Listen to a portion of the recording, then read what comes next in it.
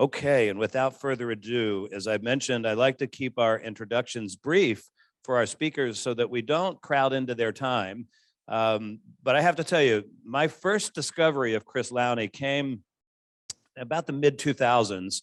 End of the school year, I was in the faculty lounge. I was principal at Bishop McNamara at the time, and I was in the faculty lounge cleaning up all the stuff that the teachers had left behind and didn't take with them for the summer.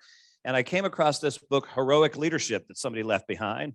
And I said, my God, why is somebody reading a Jesuit book here in a Holy Cross school? And so I snatched it and I brought it back to my office and I started reading it and I couldn't put it down.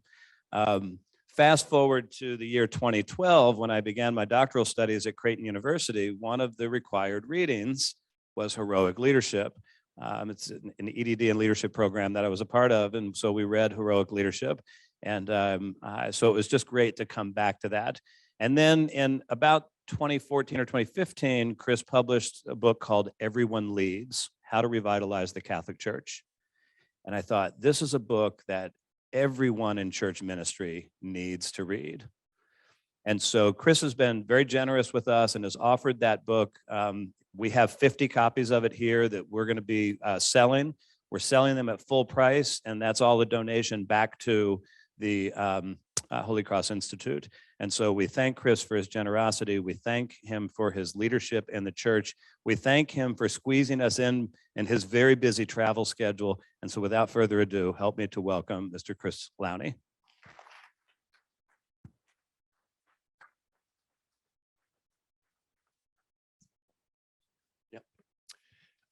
Okay, thanks, Marco. And first of all, don't say anything about squeezing you into my busy schedule. I mean, for me, this is a real privilege, among other reasons, even though I haven't attended one of the congregational schools.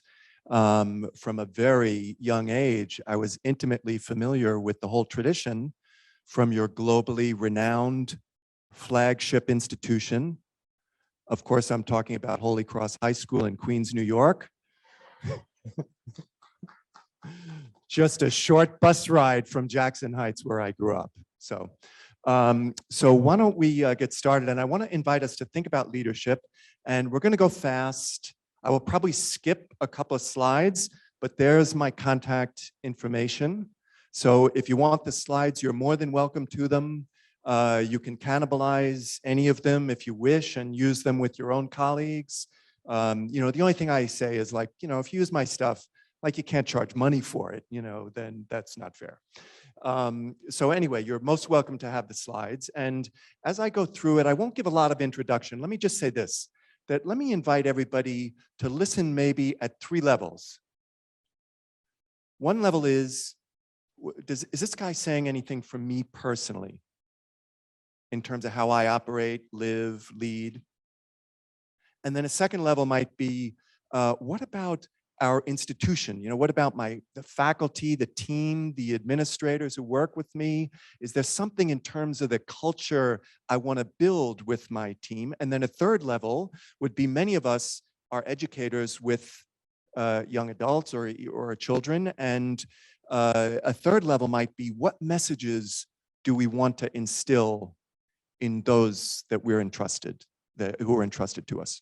Okay, and with that, what if we get going? I'm gonna talk usually for a few minutes, and then every once in a while I'll stop and invite you to talk to each other for a minute or two. So we're gonna go into that rhythm, and to get ourselves started with the rhythm of participating, how about if I invite a little show of hands? And we're gonna ask a really easy question. I want you to think about the world nowadays and the world about 10, 15 years ago. If you think the world today is faster paced, why don't you raise your hand? Okay, for those of you in the front, there's about 90% of the hands up. You think that the world today is more complex, why don't you raise your hand? And finally, you think that we're having, whether it's personal life or institutionally, having to cope with more change, make more decisions, why don't you raise your hand? Okay, everybody, just about.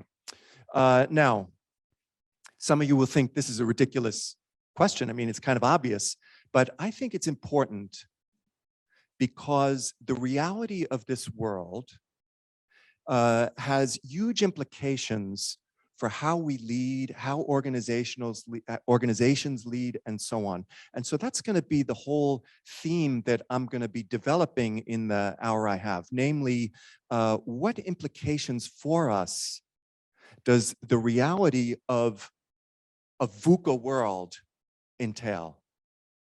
VUCA is a great acronym that the US military gave us. We're living in a world that's volatile, it's uncertain, it's complex, it's ambiguous. We have colleagues from Brazil. I don't know if the acronym works in Portuguese, so maybe it's different. It's same initials. And the military coined this acronym to describe what it feels like in the middle of a battlefield. Confusing, difficult, things are changing a lot, hard to figure out. And I haven't found any group who doesn't relate to the same acronym, whether it's the battlefield of secondary ed, higher ed, I'm in healthcare, the battlefield of healthcare, I used to be in banking, everybody kind of feels this way, huh? So we're living in this kind of environment. And you know, this is something that the military gives us a very handy short acronym for it. I found the quote from Pope Francis that I think in a slightly longer, more elegant way also captures what a lot of us are feeling. And I'm not going to read the whole quote, but I'll just pick out a couple of pieces. So he talks about this change of epoch. Things are no longer in their place. Things we never thought we'd see we're experiencing. We dare not even imagine the future. That which appeared normal to us, family, church, society, will probably no longer seem that way. So I think he's kind of describing a world where a lot of us feel kind of off balance. Like there was once a time when I thought I understood what the world was like and how it worked. And now I feel a little bit like this. But I'm going to go back to his quote for what I think is the punchline for all of us amidst these kind of VUCA environments.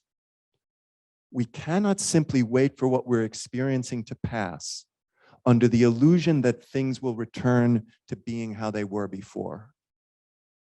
You know, and a lot of you are managing teams and groups of people, and a lot of times what you see in individuals is when you get into these very chaotic environments, folks kind of, well, let me kind of hang back a little bit until things get to normal and settle down, and then I'll kind of get back in the game. And I feel like, you know, we need to say in a way, okay, look, my friend, I hope the 22nd century will be that way, but the 21st doesn't look like so far, you know, and we need to kind of, as the Pope is encouraging us, get in the game, even though it's confusing, difficult, and so on.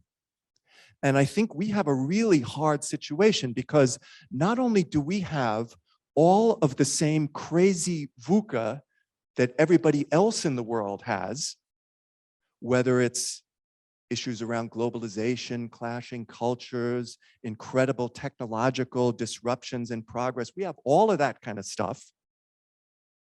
But we also have our own kind of Catholic VUCA, if I might put it that way. And here are just a few statistics. Statistics don't mean everything, but I mean, I think they help give us a mosaic of the world we're all coping with. 50% of Catholic teenagers no longer identify as Catholic a decade later. Next one, 22%. Number of Catholic primary schools in the US has fallen by 22% since the year 2000. Next one is a ratio, 6-to-1. Of adults who change religions, Catholicism attracts one convert for every 6 who leave. I mean, imagine you're running a small business. This is not the kind of situation that you want, huh? That you're losing 6 customers for every one who comes. Now, of course, fortunately, most people don't actually change their religion. They may stop participating, but they don't change. And we're here in Texas, which above all emphasizes this or embodies this. We've had the blessing of immigration from the South, which helps to hold up our population. Nonetheless, it's a difficult number. And the last one, 34% percentage decrease in the number of priests and women religious since the year 2000. So all of this VUCA all of this VUCA in the Catholic ecosystem, if I could put it that way, has very direct implications for everybody in this room. You know, like we're sort of the front lines of a lot of this VUCA. And it inevitably has to change the way we think about what our role is and what we need to be doing and who we are.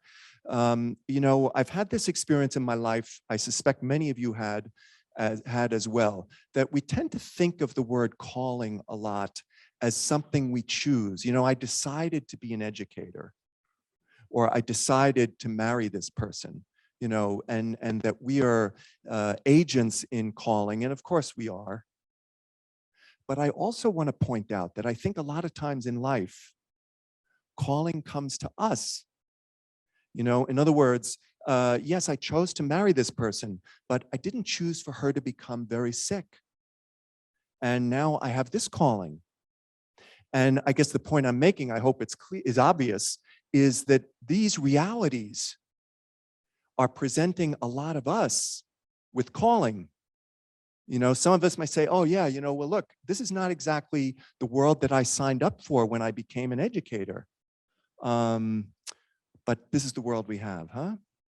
So what we're going to do for the whole rest of the talk is kind of unpack some of the leadership implications of VUCA for all of us. Okay, I hope I've made that part of things quite clear.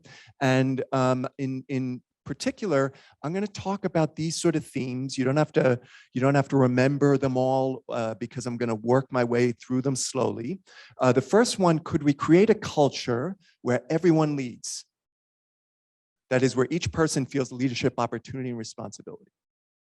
Then we almost improve our leadership skills because we've all got to overcome the Moses problem. I'm going to tell you about the Moses problem later.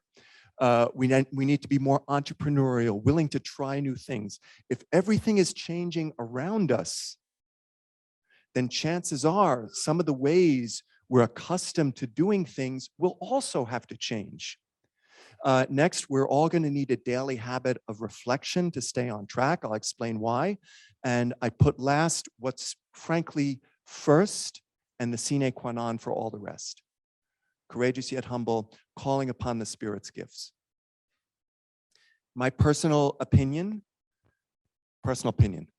this is an upper room moment for our church around the world. Remember the disciples in the upper room. The world has kind of fallen apart a bit. We're confused. We're afraid. We don't quite know what we should do. Of course, what happens in the upper room is God's Spirit comes to them, and then they're able to move forward.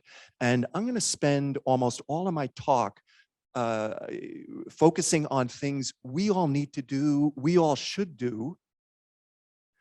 But if this last thing doesn't happen first, my opinion, it's a total waste of time, huh?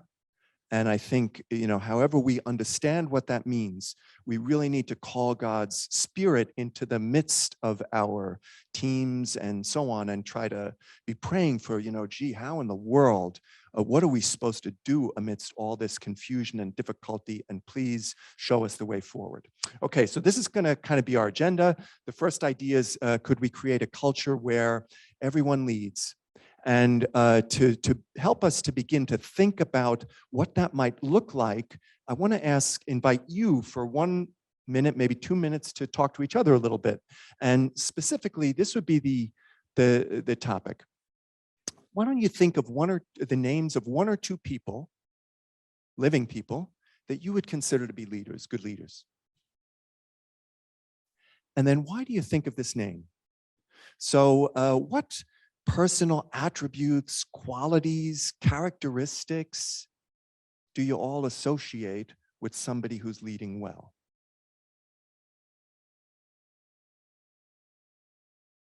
And I'll give you just 1 minute, maybe 2. Why don't you talk to 1 or 2 people nearby? There's no correct answers. It's a fun mental experiment to share our intuitive ideas about leadership.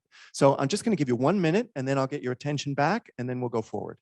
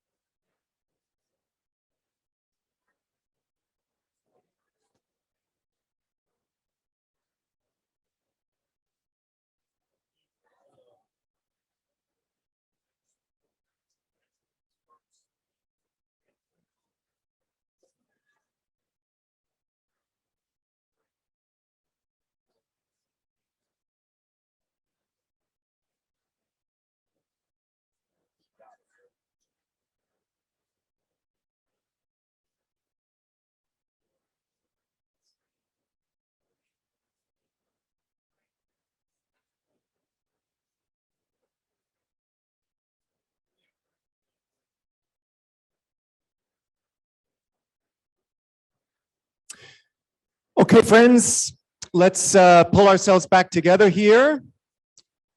I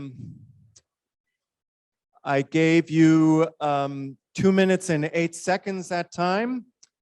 So now, before I go on, why don't we hear a name or two? What was the name that came up in your group? Sorry? Oh, Sister Helen Prejean. Are you from New Orleans, folks? The dead man walk. The sister. Some of you may know as Susan Sarandon, the sister who accompanies those on death row. Okay, that's a good name. Let's. How about another one? Sorry. Huh?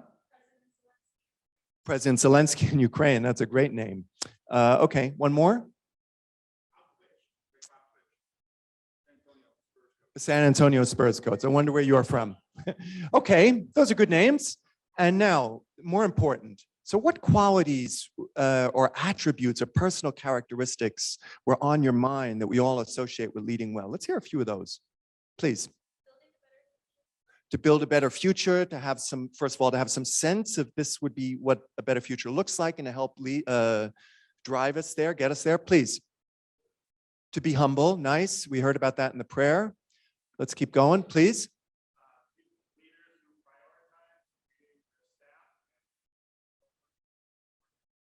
Okay, man, one to a customer. You gave us like 2 or 3 ideas there, huh? So, but the sense of prioritize, like first things first. This is the most important thing. This is what we got to do. Please. To listen, please. Forward thinking. To be forward thinking, not stuck in the past, but thinking this is where we need to go, please. To be a person of integrity, for sure. And finally, please. Nice.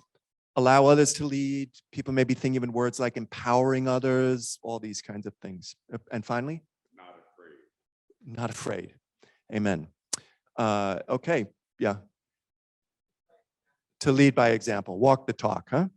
Okay, now let me talk for a few minutes without the slide. So who are leaders?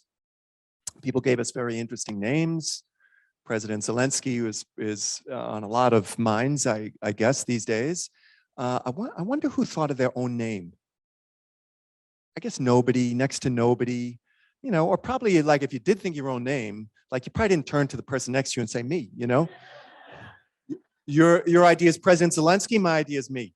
You know, we're raised in a culture that teaches us to be modest people, My friend mentioned humility is a quality of good leaders.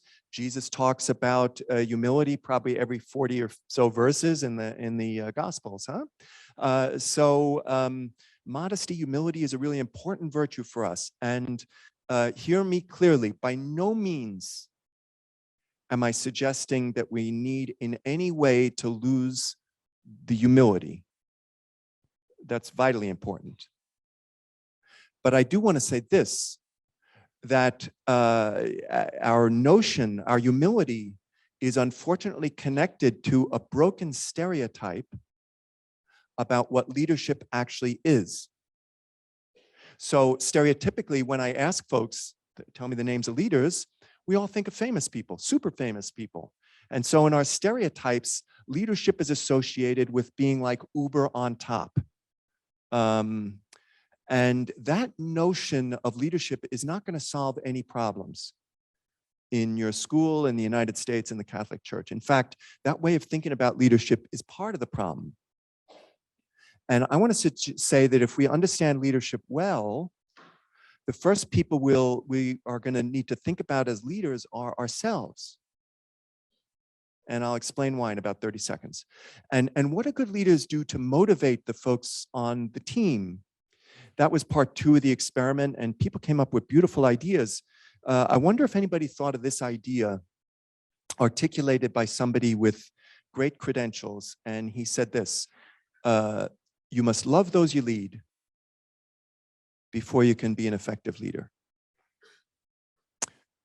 Jesus actually didn't say that. I mean, he said things like that, but he didn't say that. The person I just quoted was General Eric Shinseki.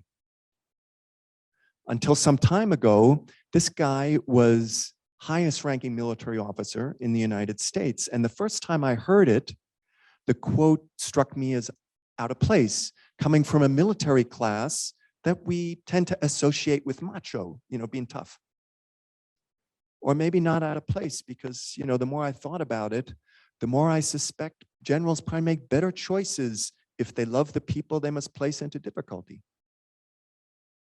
And I bet soldiers perform better if they believe that the person who gives them an order actually cares about them.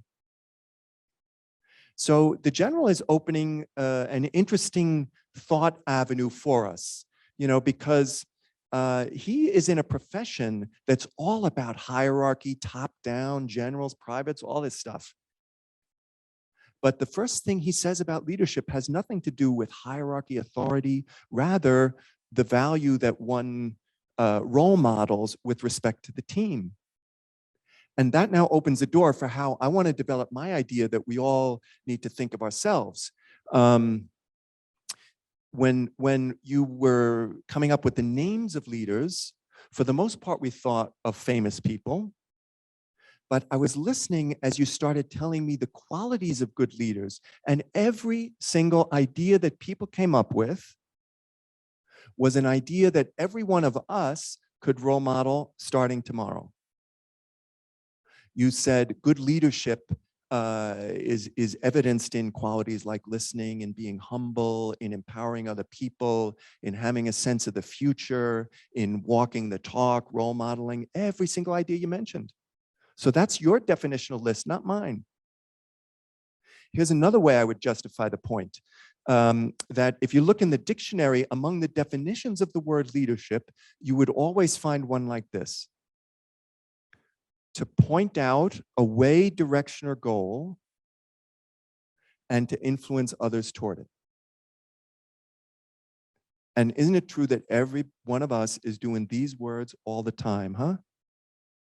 And I mean, man, is there anything more true of what parents or what teachers or administrators do in a school than that definition of leadership I just said?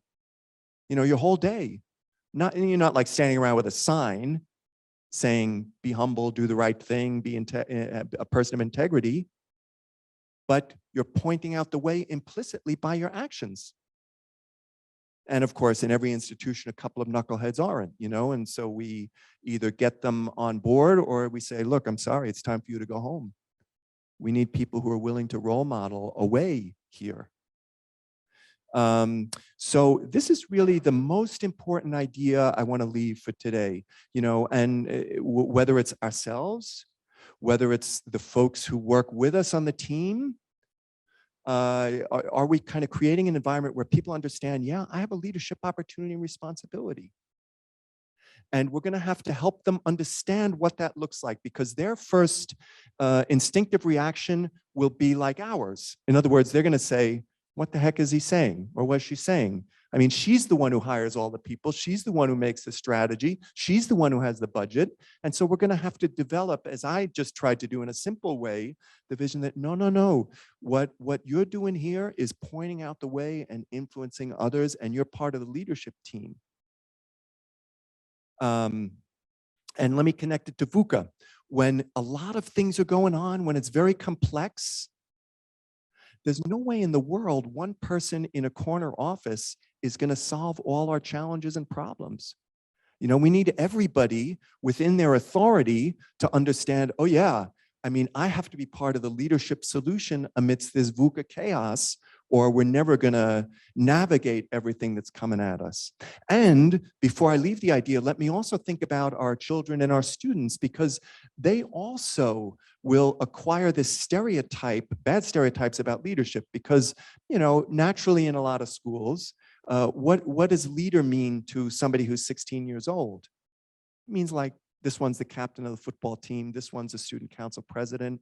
And so we're going to have to help person 200 to understand what this means for them, and that we're also forming leaders in them, not just in the one who's student council president. Okay, so that's our number one idea. And to back up my point about how crucial it is in VUCA worlds to have leadership, I won't read the whole quote, but just the headline of an interesting survey I saw that one of the big accounting firms did with their corporate clients, And they asked them about the importance of leadership in their companies and organizations and so on. Let's just focus on the first paragraph. 80% of respondents rated leadership as a high priority for their organizations, but only 41% told us they think their organizations are ready or very ready to meet the leadership requirements. 80%, 41%. I mean, think about that like by analogy. That'd be like saying, oh, here at Hogan, 80% of us strongly agree that good teaching is really important for being a good school. But unfortunately, 40% of our teachers, only 40% of our teachers suck, So there's a big, so when it comes to this quality of leadership, there's a gap, there's a big deficit. And I think it's because of this reality of VUCA and how we all going to address it. Okay, so this is the first idea. I'm going to skip a couple of slides about putting this in a very Catholic context. We could cover that later if you wish. And I want to move on to our second idea, that we have to improve our leadership skills, each of us, because we've all got the Moses problem. And let me talk about the Moses problem, and then we'll move along a bit. So a group like this doesn't need to be told about the story of Moses. We all know the story. The Israelites are in slavery in Egypt, and Moses comes forward, and he's going to lead them out, and they get to the edge of the Red Sea, and the Egyptians are closing in. Man, now do we have trouble? And no problem, don't worry about it. Puts up his hands, Red Sea opens, through they go, and the Egyptians get creamed, when the waters rush back in. I mean, man, talk about leadership. I mean, you pull that off. Like, surely you have the allegiance of your team forever. Like, imagine if you did that in Holy Cross High School. But then what actually happens? That was like 72 hours ago, my friend. Now I'm in the middle of the desert. It's hot here. I'm pissed off. I'm tired. And what have you done for me lately? And here's the Moses problem. Here's the point I want to make, that Moses understands his calling is somehow to help bring this community to a promised land. To put it in our strategic fancy language, the vision is clear. And as I'm sure the vision is clear in all your schools, but at the end of the day, people don't want just the vision. It's essential. But what they also want is what Moses' followers wanted, namely, yeah, okay, I mean, I get the point about the promised land. Like, when are we going to get there? Like, they want to know we're going to go up Route 95 for 3 hours, and then we're going to get off at this exit and we'll be there. And the Moses problem is he can't answer that question because he doesn't know either. Just as I imagine you all have very clear ideas of what your vision is as a Holy Cross school in your community, but how exactly we're going to pull everything off in the next 3 or 5 years, anybody who tells me they're completely sure about that, I would say is you're deluding yourself. In a VUCA world, there's too much like that. And here's the point I want to develop, that we can't give folks the natural thing that anybody wants from a leader. We're going to go on Highway 95 for the next 3 hours, and then we're going to take this exit. Everything will be fine. And so when we can't give them that satisfaction, we better have other tools in our leadership, management, relation arsenal that helps keep people with us on the journey through confusion, through difficulty, and so on. Okay, so that's the second thing I want to invite you to think about. And let me just share an idea or two about that, and then we'll move along. Let me just see how we are for time. Let me invite you to have another conversation, which will help me to develop this concept of how we all develop some of our leadership skills to get over the Moses problem. Why don't you all think about a mentor, colleague, leader, manager who won your respect and cooperation? Could be in your current role, could be 10 years ago, 20 years ago, it doesn't matter. So think of somebody like that. And how did they do it? How did they do it? What behaviors or actions won your respect and cooperation? Let me give you another minute and a half. Tell a story to each other. Tell some story about how somebody did it. We'll hear maybe one of those stories and then we'll move along. Okay, I'll give you 90 seconds.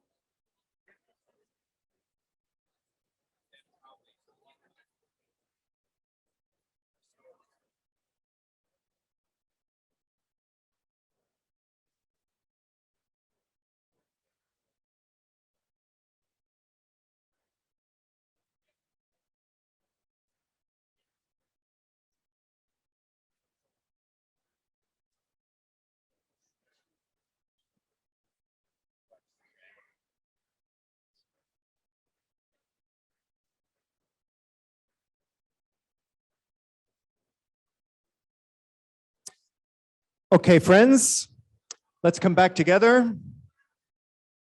I gave you a whole 2 minutes and 40 seconds. So why don't we hear a story? Who heard a story that really struck you about how somebody won respect, confidence, cooperation of the team? And let's just hear somebody's story. Okay, in the back there, sir, please.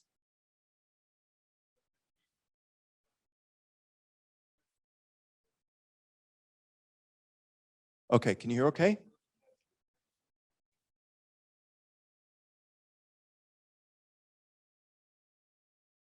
So something that won your respect and confidence was setting high standards, and we lived up to those. We had to, it raised our game. Maybe I could put it that way.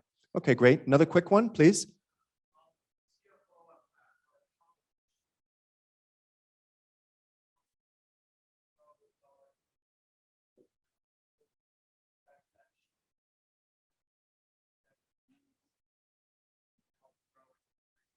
Okay, beautiful. So you gave us a lot of things there. So meets with me. There's a personal relationship, personal interest. How can I grow as a leader? There's something about my own development. And there's something obviously about care for me and who I am.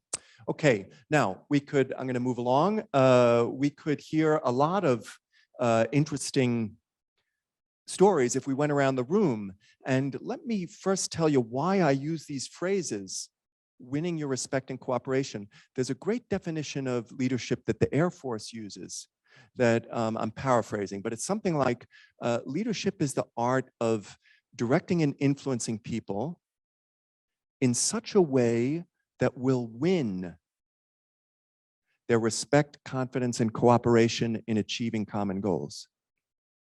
And I think this is a really important idea for us as teachers and administrators, whether it's new colleagues, first time in a new classroom, whatever it is. Not just, I'm the boss, they'll follow, but how am I winning these folks' confidence, respect, and cooperation? That is part of a leadership solution to the Moses problem.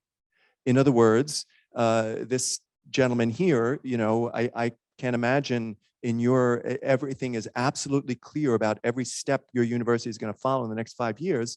But the fact that his boss is taking the time to go through that is winning his respect, confidence, cooperation, keeping him on the team to say, yeah, I'm with you. We'll get through all this together, huh? And a lot of the ways that we win the confidence and respect and cooperation of our teams, that we solve the Moses problem, it's not like fancy nonsense you're going to read in some leadership book. It's very natural things. And I proved that to you. There was a survey that McKinsey did, corporate consultant, talking to big corporations about the qualities that people found most effective in leaders. And look at some of the things they came up with. It's not going to be like great at corporate finance, brilliant strategist, brilliant at giving speeches. Look at some of what they say. Be supportive, develop others, develop, share a mission, foster respect, give praise, blah, blah, blah. We know all these things. All we have to do is do them, huh? Let me give you a quote or two that, at least for me, helps to kind of crystallize this leadership role in a very handy sentence. So the first one is from the coach of the Pittsburgh Steelers, Mike Tomlin. Now I make enemies because everybody has their favorite sports team, huh? And once I saw an interview with him, and at the end of it, the interviewer asked for him to talk in a conceptual way about how he understood his job as a coach, his role. And look what he said. Every day when I go to work, I think about the things I can do to make my team successful. So I have a servant's mentality in terms of how I approach my job. And I could promise you, you get even half of your school faculty, administrators, staff driving in the morning with that mindset. How am I going to make the team successful? How am I going to make the class successful? You're going to be a hugely successful place. And notice how he describes it. servant mentality. And those who led us in prayer helped us, they raised this idea more than once, this idea of servant leadership. And you know that, often we tend to implicitly operate when we're leading or managing people as if they are serving us. I know nobody would ever think this way consciously. But for example, I might think, oh man, this is what I need to accomplish this year. And therefore I need her to do that and him to do that so I could accomplish these goals. And there's nothing wrong with thinking that way. It's the most natural way in the world to think. But you also know there's a school of thought called servant leadership, which was rooted in trying to understand how we might apply Christian ideals to how we operate, that turns this model completely on its head. And the idea of servant leadership is rather, no, those people are not serving me, I'm serving them. In the sense that, I think of us all together as having some mission. And my job is to lead, manage, cajole these folks in such a way that each person can flourish, to use a Christian idea, or can perform at their maximum potential so that together we're going to get this done together. So I'm serving them in that sense. Just the same way that my friend there volunteered this story about this first president of the school, if I understood it correctly, who set high standards. So in that way, he was trying to draw each person to flourish. So this would be one way of kind of encapsulating what I'm just talking about. Here, I'll leave you another little quote. This one from Sheryl Sandberg at Facebook. This is before when we all thought Facebook was great, huh? But it's a good quote, so I keep the quote. Especially for educators, it's a good quote. Look what she says. Leadership is about making others better as a result of your presence and making sure that impact lasts in your absence. And man, how successful would that make your organization if you did this? And holy cow, what a legacy for your school. Like if everybody who came there and graduated said, you know something, when I was in those classrooms, they made me better in that classroom. And 40 years later, I'm still better. So our second big idea, our first big idea, can we all step up and show leadership? We understand in a VUCA world it's necessary. And our second big idea is, I'm going to understand that in a world of VUCA, I'm going to have to not just wing it, but I'm going to have to work on my leadership skills, my role, the way I treat people, the way I do things, so that they're going to stay with me through this confusing journey. And the third idea we're going to cover quickly is this idea of being kind of entrepreneurial. I don't mean like in the sense of running a business and making money, but in this sense, if the world is changing so much around us, chances are not every way that we used to do things 5, 10, 15 years ago is still going to work. We're going to have to change too, or it's just not going to happen. I'm not talking about changing our fundamental values, our fundamental sense of mission, any of the things that are core to us, in no way. But, maybe the way we do enrollment, or, maybe the way we use technology in a classroom. I don't know what the heck it is, but we're going to have to be a little more entrepreneurial if we're going to be successful in this kind of environment. And here's a kind of definition of what I'm talking about. Agility, innovation, growth. Healthy individuals, teams, and organizations are continually learning and growing. Moreover, people are encouraged to innovate, create, be open to change. Agile cultures empower people with a bias for action and an urgency to move forward. And sometimes I invite groups, if you have a leadership team or a management team in your school, in your organization, what if you every 6 months sat around and read this to each other and say, are we like anything like this? Are we a lot like this? Are we more like this now than we were 1 year ago? How are we doing in terms of agility? And I trust you all get my point. My point is not sort of agility for agility's sake. My point is only, if so much is changing around us, does everything we used to do still work as well now? And you know, a lot of the, if we have a moment at the end, I'm gonna talk about the idea that many of the things that I'm talking about here, in a way, are kind of spiritual qualities. You know, those of us who are in a religious tradition, sometimes we think, oh yeah, you know, leadership is a thing like these miserable, arrogant bastards in businesses are good at, and you know, we're like different. And I totally have the opposite opinion, that there's something deeply spiritual about great leadership. You know, and in our own Catholic tradition, there's lots there that's going to make us better leaders, including with this. You know, something that's core in a lot of Catholic spiritual traditions is this idea of inner freedom. In other words, remember that the parable, the pearl of great price. The merchant sees the pearl in the market, and then he says, oh man, this is what life is about. Let me just sell everything I have to follow it. There's this kind of freedom that's core to our spirituality, to say, you know, I have to be free to give up my own baggage and crap and nonsense and so on. Like it's all about my own ego, or all about my agenda, or all about getting myself ahead, or all about being in control, or all about my fear of making a mistake, or fear of taking risk, or all of these kind of things that all of us have. You know, in a way, our calling as Christians and our calling as being good leaders is kind of inviting us to say, you know, are we free enough? Are we able to say, look, if we really want to succeed at the mission, we're going to have to free ourselves of our way of thinking about that, or our way of doing this. Let me, I'm going to give you a quote from Pope Francis, that kind of captures, I think, this notion of freedom in a rapidly changing world. If I could get, yeah.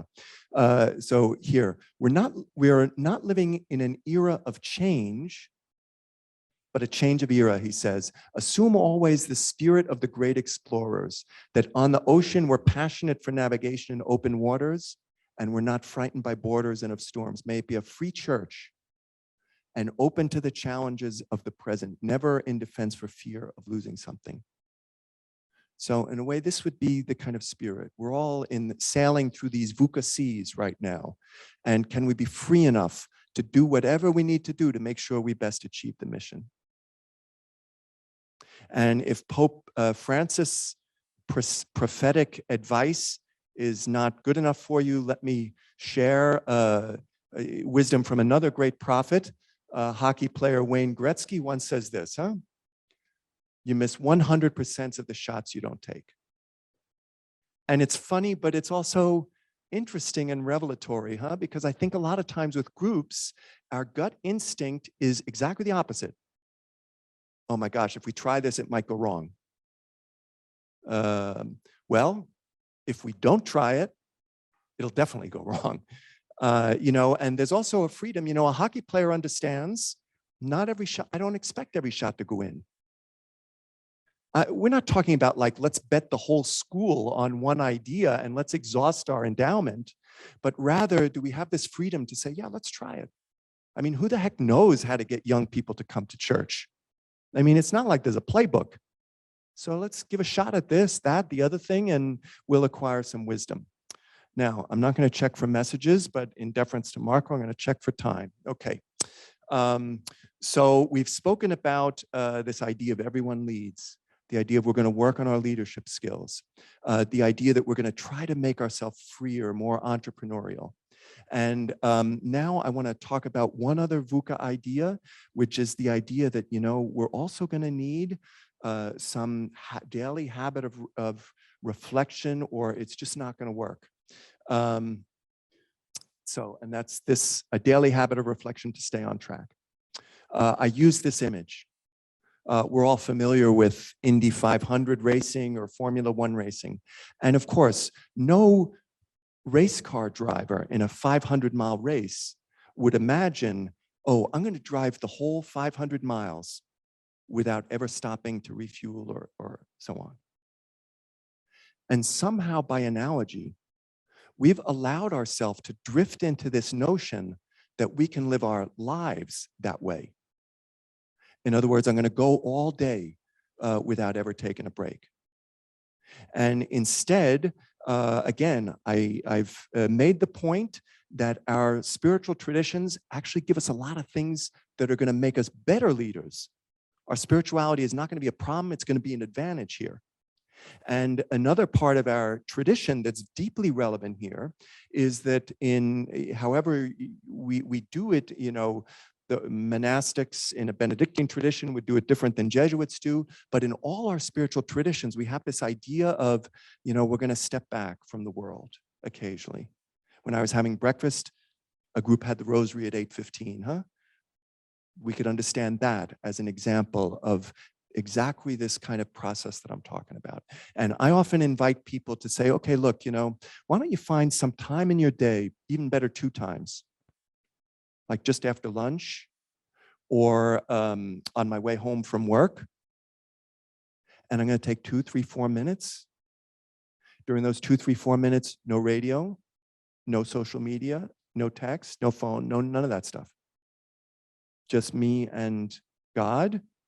And I could use those minutes whatever way will best serve me. I often suggest a very simple idea like this one. First, take a few seconds to be grateful. We're called to gratitude, but we often spend our whole days thinking about to-do list problems and so on. And then certainly, secondly, let me lift my horizon a little bit. We tend to live with a horizon like this. Like, oh, this is the text I have to answer now. This is what I'm going to have for lunch. This is the song that's on the radio. I like this song. And instead of living with a horizon like this, for a few seconds, let me open my horizon way up and remind myself, look, I came to work here at Holy Cross. What's our mission? Why am I doing this with my life? Or more fundamentally, I'm a Christian, I'm a Catholic Christian, or I'm a Muslim, or I'm Jewish, whatever is my tradition. What does my tradition invite me to think about who I am and what life is about? So second step, all in these 3 minutes, let me lift my horizon. And then third step, let me go back through the situations I was in, the classroom I was in, the meeting I was in, the people I interacted with. Let me mentally relive those things for a few seconds and try to take away some lesson that might help me in the next few hours. I was impatient and distracted for that whole class. Had nothing to do with the kids. It had something to do with what's going on inside me. So let me kind of process that, get back in the game. Or even more daring version of it. I lashed out at her. I lashed out at that kid. They had nothing to do with it. It was my issue. I'm going to go and say, I'm sorry. And I think the genius of this very simple practice, or however you do it in your own tradition, becomes obvious to us when we think about the world we're living in now. Back to VUCA. We're kind of floating along on this river of email, meeting, text, phone call, social media. I get to the end of the workday. I've been 100% present to every crazy, random, miscellaneous distraction that's crossed my radar. The only thing I wasn't present to were the things that ultimately is what's most important.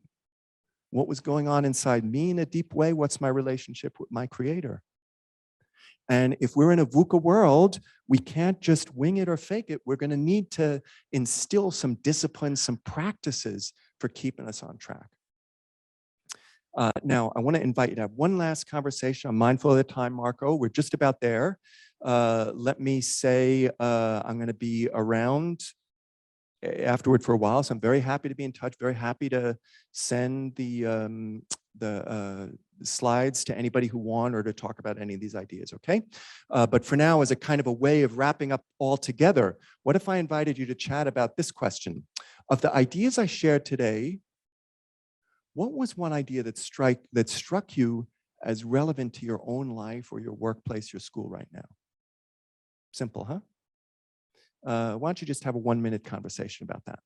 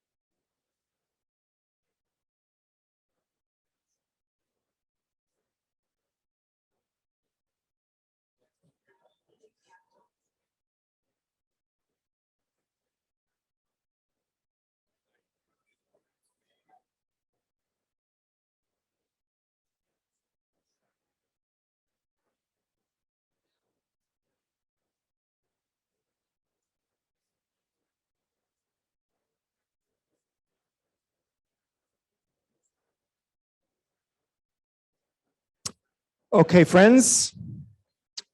I can hear a lot of vibrant conversations going on, and I'm sorry to interrupt them, but I'm very mindful of time, and I hope you'll just carry on those conversations afterward today and when you go back to your schools. My last 20 seconds, I'll just share one last piece of counsel. Everybody remembers the great Nelson Mandela, huh? And remember what he said at one point: my greatest enemy was not those who put or kept me in prison. It was myself. I was afraid to be who I am. And you know, we all associate this guy with this incredible natural charisma, courage, self-confidence, all this stuff. And I'm sorry, this is what he's telling us.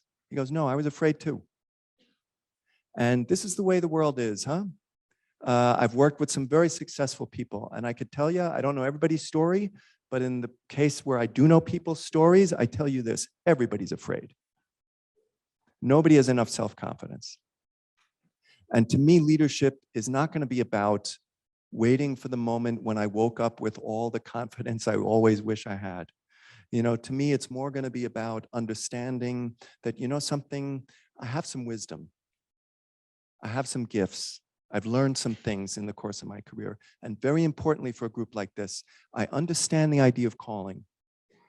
You know, however it happened, I'm in this place. And to accept that with calling often comes the grace to perform. And so I invite all of us to try to leave behind whatever confidence, fear, whatever sort of baggage we have, and to step up and be confident enough to try to lead in these crazy VUCA environments. So, Marco, sorry I overstayed my welcome a bit, and thank you very much for your